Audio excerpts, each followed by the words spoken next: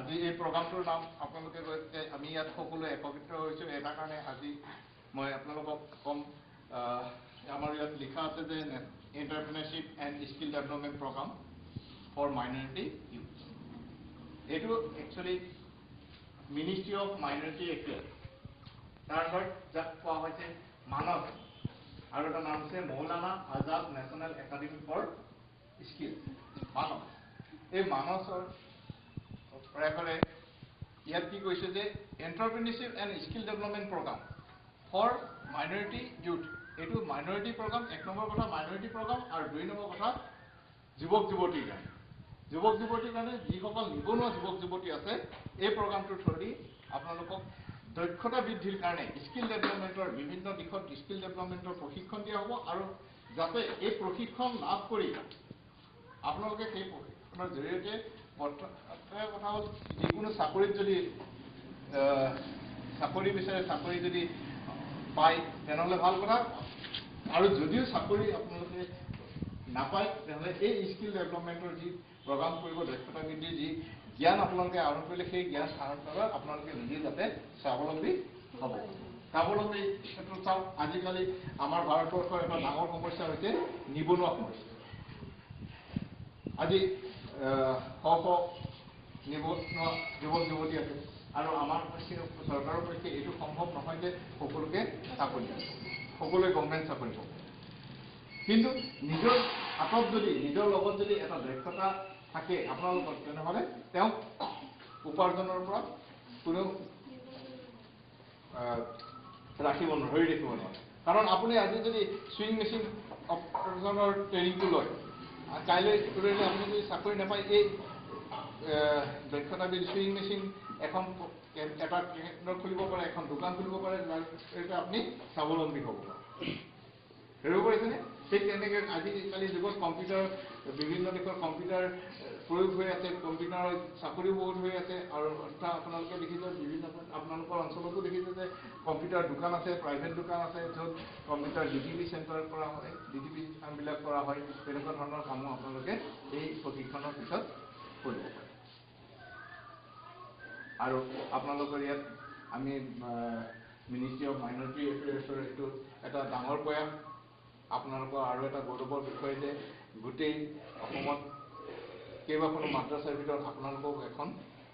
মাদ্ৰাছা য'ত এই প্ৰশিক্ষণটো দিয়া আৰু এইটো এটা পাইলট বেচিছত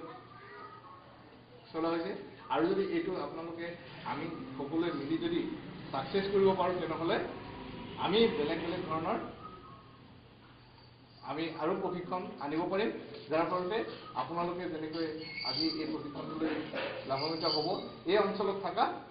আৰু নিবনুৱা যুৱক যুৱতী সকলোৱে লাভান্বিত হ'বলৈ আৰু বিভিন্ন ধৰণৰ দিশত আমাৰ প্ৰশিক্ষণবিলাক আনিব গতিকে এই প্ৰশিক্ষণটো চলাই নিয়াত সকলোৰে সহায় সহযোগিতাই কথা কামনি কৰিলোঁ আৰু ২ নম্বৰ কথা হ'ল ইয়াত যিহেতু আপোনালোকে এটা প্ৰশিক্ষণ ল'ম বুলি আহিছে ইয়াৰ ক্ষেত্ৰত যাতে লাভ হয় আপোনালোকৰ সেইকাৰণে নিয়মানুৱৰ্তিতা পালন কৰি আপোনালোকে কি কৰিব ৰেগুলাৰ ক্লাছ কৰক আৰু শিক্ষাটো ভাল কৰিব যাতে আধৰুৱা কৰি নথওক আৰু ইয়াৰ পিছত মানে আপোনালোকে ক'ব পাৰে যে হয় ময়ো কিবা এটা কৰিব পাৰে আপোনালোকৰ যদি একো নাথাকে কোনো ধৰণৰ কোনো ক্ষেত্ৰত দক্ষতা নাথাকে কাৰণ আজিকালি চাওক কাম যোনে জানে তেওঁকে মানুহ বিচাৰিব যদি আজিকালি চাকৰিবিলাকো এনেকুৱা হৈছে কাম জনা মানুহকে ৰাখে প্ৰাইভেট চাকৰি হয়নে নহয় তথাপি আপোনালোকে যেতিয়া কাম থাকিব চাকৰি নহ'লেও জীৱন নিৰ্বাহৰ পথটো আপোনালোকে এই প্ৰশিক্ষণৰ জৰিয়তে বাছি ল'ব পাৰে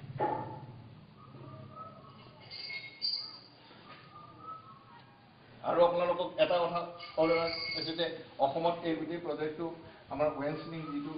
ৱেনছলিং বুলি এটা আমাৰ NGO এই NGOটোৱে পাইছে আৰু এইটো হৈছে এটা চৰকাৰ আৰু প্ৰাইভেট কোম্পানীৰ মাজত জড়িত হৈ পৰা একত্ৰিত হৈ পৰা এটা প্ৰয়াস যিহেতু চৰকাৰৰ মানুহ সীমিত গতিকে প্ৰাইভেট পাৰ্টিটো আছে নিবনুৱা সংস্থাপন নামত তেওঁলোকৰ যথেষ্টখিনি অৰিহণা আছে এতিয়া আৰু এটা চাওক আপোনালোকৰ ইয়াতে 3টা আমি লঞ্চ কৰিছোঁ। এটা হৈছে ডাটা এন্ট্ৰি অপাৰেটৰ, এটা হৈছে চুইং মেচিন অপাৰেটৰ আৰু এটা হৈছে হেণ্ড এম্ব্ৰইডাৰী অপাৰেটৰ। আৰু আজিৰ যদি দিশত চাব বিচাৰে তিনিটাই দিশেই হৈছে অতি গুৰুত্বপূৰ্ণ। কাৰণ চাওক, কম্পিউটাৰ দিশটো জানেই বিভিন্ন অনুষ্ঠান প্ৰতিষ্ঠান সকলোতে কম্পিউটাৰ প্ৰয়োগ হয়। আৰু আপোনালোকৰ চুইং মেচিন আপোনালোকে চাওক, আজি ফেশ্বনৰ নামত কিমান আগুৱাই গৈছে, হয়নে? এটা চাৰ্ট যদি চিলাব যায় বজাৰত তাৰ মূল্য হৈছে, চাৰ্ট চিলনি দামী হৈছে আপোনাৰ 200ৰ পৰা 250, 200, 300, চহৰত হয়তো বেছি, গাঁও অঞ্চলত অলপ কম। কিন্তু যদি সেইখিনি আপোনালোকে নিজে লয়, আপোনালোকে যদি এই অঞ্চলত এখন টেইলৰৰ দোকানো খোলে, তেনেহ'লে কোন উপকৃত হ'ব? আপোনালোক উপকৃত হ'ব। আপোনালোক উপকৃত হোৱা মানে অঞ্চলৰ নিবনুৱা সমস্যা দূৰ কৰা হ'ব। নিবনুৱা সমস্যা অঞ্চলটোত দূৰ হোৱা মানে আমাৰ বহুত এনেই ধৰক ইয়াৰ পৰা কি হয়, কেতিয়াবা নিবনুৱা সমস্যাটো আমাৰ এটা অঞ্চলক বহুত তললৈ মানে উন্নতিৰ পথত আগুৱাই যোৱাত বাধা সৃষ্টি কৰে। কাৰণ আপোনাৰ উন্নতিৰ কথা, গোটেই অঞ্চলটোৰ উন্নতিৰ কথা কেতিয়া চিন্তা কৰিব? যেতিয়া আপোনালোকে সকলোৱে নিজৰ নিজৰ সংস্থাপন থাকিব, হয়নে নহয়? তেতিয়াহ'লেহে ৰাইজৰ কথা, গোটেই অঞ্চলটোৰ কথা চিন্তা কৰিব পাৰিব। যদি আপোনালোকৰ নিজৰ সংস্থাপন নাথাকে, তেনেহ'লে প্ৰথম কথা আপোনালোকে চিন্তা কৰিব আপোনালোকে কেনেকৈ সংস্থাপন কৰিব। ধৰিব পাৰিছে? সেইকাৰণে আমি আহক সকলোৱে একেলগে মিলি এই গোটেই প্ৰগ্ৰামটো সফল কৰোঁ। ধন্যবাদ।